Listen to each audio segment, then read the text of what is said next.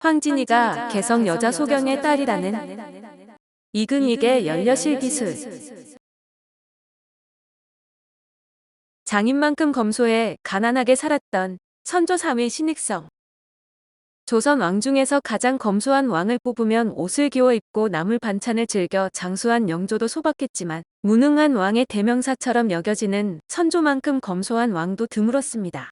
조선 14대 왕 선조는 평생 비단 옷을 입지 않았으며 수라에도 2가지 고기를 올리는 법이 없었고 물에만 밥 한 그릇과 마른 생선, 생강 졸인 것, 김치와 간장이 고작이었습니다.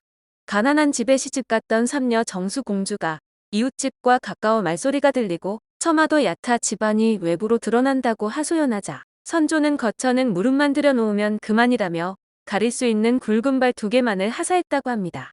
전란을 겪은 후에는 더욱 허리띠를 졸라매 가발 하나라도 땅에 흘리면 불호령이 떨어지기 일쑤였고 나인들이 불고기를 먹는 것을 보고는 농사 짓는 소를 어찌 임의로 잡느냐며 도사를 엄금하기도 했습니다.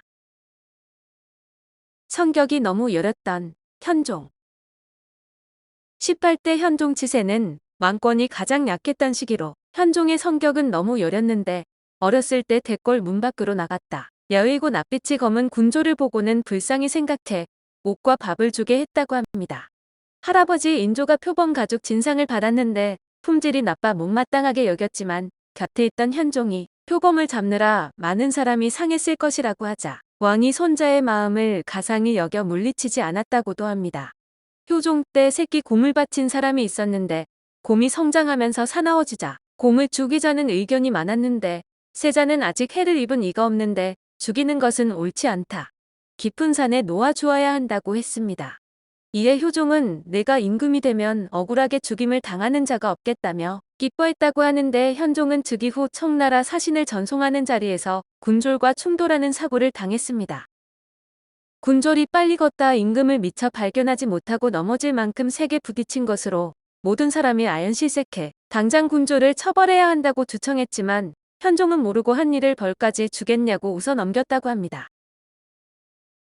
모습이 범상치 않았던 문종. 조선시대 단명한 임금들은 공의 여색을 멀리했으며 책벌레였는데 5대 문종은 어릴 때부터 대궐에서 공부만 해서 아버지 세종은 세자가 궁중에만 있고 한 번도 밖에 나가지 않으니 건강을 잃을까 걱정을 했습니다.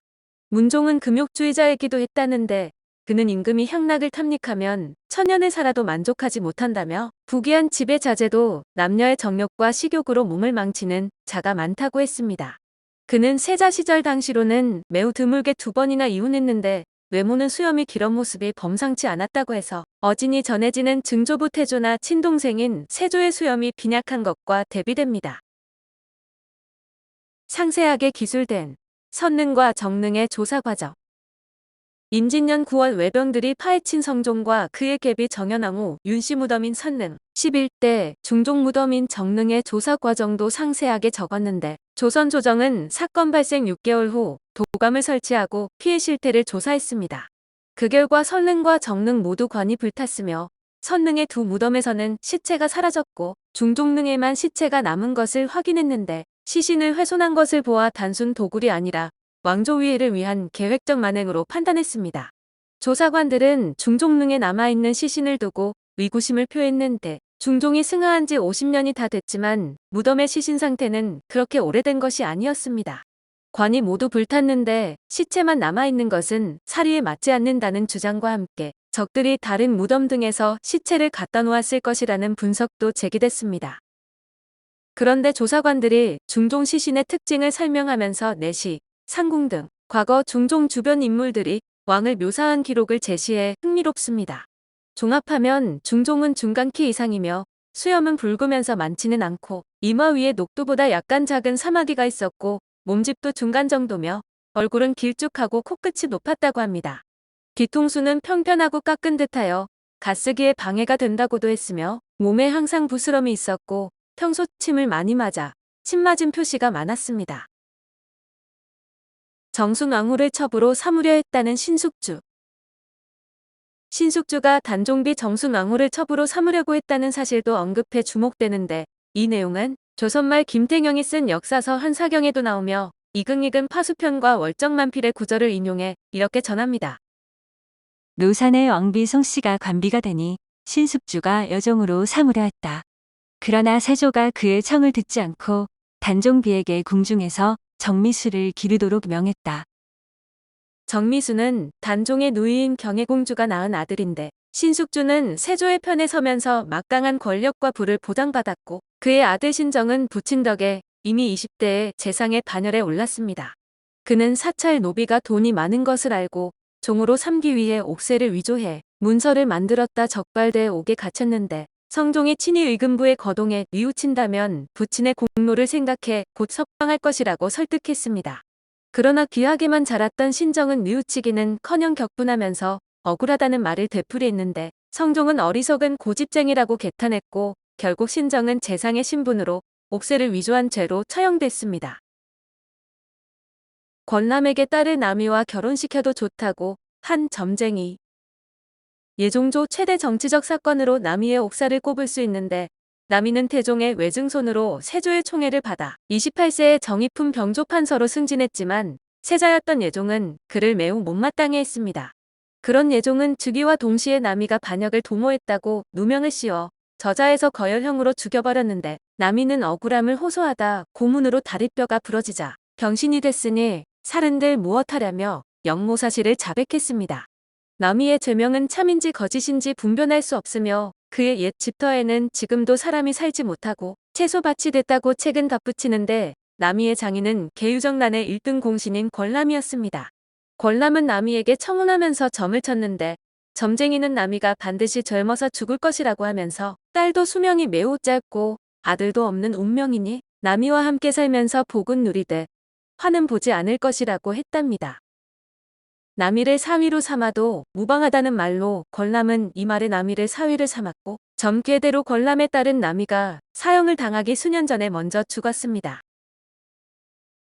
개성 여자 소경의 딸이라는 황진이. 조선 중기 개성 출신의 명기로 유명한 황진이에 대한 묘사도 매우 낯선데 책은 황진이의 이름을 진랑이라고 했고 개성의 여자 소경 딸이라고 소개합니다. 성품이 쾌활의 남자와 같았으며 검은고를 잘 타고 노래를 잘했는데 산수를 유람하면서 놀기를 좋아해 풍악산과 태백산, 지리산을 서슴지 않고 돌아다녔다고 합니다. 떨어진 옷 때 묻은 얼굴로 이를 잡으면서 검은고를 연주하면서 노래했는데 잘 알고 있는 것처럼 서경덕을 사모해 그의 거처를 자주 찾았고 그에게 갈 때면 늘 검은고를 메고 술을 걸러 준비했다고 합니다. 노비에서 형조판서까지 올랐던 정충신 장군. 노비 출신이었지만 형조판서가 된 정충신의 얘기도 전하는데 광주에서 태어난 정충신은 어머니가 노비라 어머니의 신분을 따르는 법에 따라 그도 노비가 됐지만 어린 시절부터 기계가 넘쳤습니다. 늙은 기생이 절도영잔치에서 음식을 가져와 건네자 정충신은 뜻밖에도 남은 음식을 남에게 먹일지언정 어찌 남이 먹다 남은 음식을 먹는단 말이냐며 뿌리쳤습니다. 1592년 임진왜란이 발생하자 광주 목사였던 권율이 의주로 파천한 선조에게 장계를 전달할 사람을 모집했는데 응하는 자가 나타나지 않자 17세의 정충신이 자원해 단신으로 적병을 뚫고 장계를 임금에게 올립니다. 권율의 사위 이항복은 정충신의 제주를 아깝게 여겨 자신의 집에 머물게 하면서 학문을 가르쳤는데 그의 가을 의주에서 치러진 무과시험에서 놀랍게도 병과로 급제합니다. 그 후 정충신은 이항복의 주선으로 선조를 직접 아련하는 영광을 가졌는데 선조는 칭찬을 아끼지 않으면서 아직 어리니 좀 잘하면 크게 쓰리라고 했습니다. 정충신은 노비 출신이었지만 주눅이 들지 않았는데 정충신이 거만했으며 명망 있는 사람도 그렇게 대했다고 하며 최명길은 정충신이 교만하고 무례하지만 그의 장점이 여기에서 나온다고 두둔했다고 합니다. 연려실기술의 저자 이긍인. 조선 후기 실학자인 이긍익이 저술한 연려실기술은 400종이 넘는 야사 일기, 문집류 등 방대한 자료를 분석 분류해 정사에서 언급되지 않는 역사의 이면과 세 관점의 인물 묘사를 소개한 조선 역사서의 명저입니다. 태조 때부터 현종까지 283년간 각 왕대 주요 사건뿐만 아니라 상신, 문신, 명신의 전기를 기술했는데 개인의 사견은 전혀 가미하지 않고 인용 자료를 원문 그대로 실어 객관성이 뛰어납니다. 이긍익은 가문은 소론에 속했으며 경종대의 신임모옥 사건과 1728년 이인좌의 난으로 크게 화를 당했는데 그의 아버지 이광사도 나주개서 사건에 연루돼 유배형을 받고 유배지에서 죽었습니다. 이근희 역시 벼슬길에 나가지 못한 채 평생을 역경과 빈곤 속에서 보냈는데 조선사 연구의 선구자로 실학을 바탕으로 한 고증학적 역사 서술을 지향했습니다.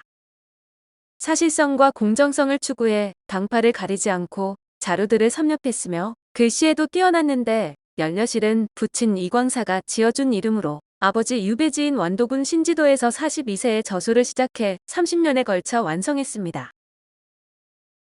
오늘은 황진이가 개성 여자 소경의 딸이라는 이근익의 연려실 기술이었습니다.